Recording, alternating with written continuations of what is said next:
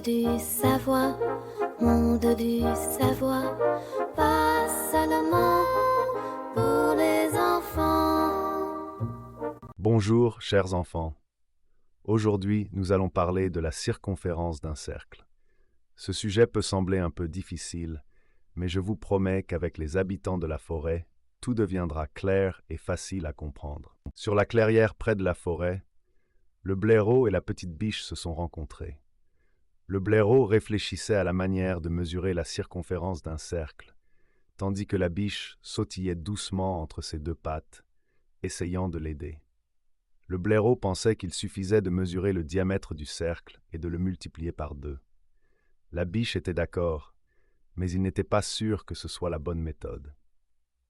Finalement, je leur ai expliqué que ce n'était pas correct. La circonférence d'un cercle est son diamètre, qui est le double du rayon, multiplié par la constante mathématique pi, soit environ 3,14. Ensuite, sur la clairière, l'écureuil et le hérisson se sont rencontrés. L'écureuil, toujours plein d'énergie, courait autour du cercle, essayant de comprendre comment calculer sa circonférence. Le hérisson, timide, lui expliquait que la circonférence est le diamètre multiplié par pi. L'écureuil était surpris, mais a compris et a commencé à mesurer le diamètre pour calculer la circonférence. Moi, la chouette, je leur ai expliqué que si le diamètre du cercle est de 2 unités, alors la circonférence sera 2 multiplié par 3,14, ce qui donne 6,28 unités. Dans la clairière, la souris et le lapin se sont rencontrés. Je leur ai demandé comment calculer la circonférence d'un cercle ayant un rayon de 2 mètres.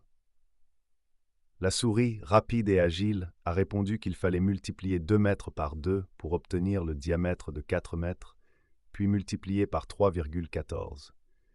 Le lapin a acquiescé et a dit qu'au total, cela faisait une circonférence de 12,56 cm. Ils ont tous les deux répondu correctement, et j'étais très fier d'eux. En résumé, la circonférence d'un cercle est le diamètre ou le double du rayon du cercle, multiplié par la constante mathématique pi, soit environ 3,14. C'est simple, n'est-ce pas? N'oubliez pas les unités. J'espère qu'à présent, vous comprenez tous comment calculer la circonférence d'un cercle. Merci d'avoir appris avec moi. À la prochaine fois.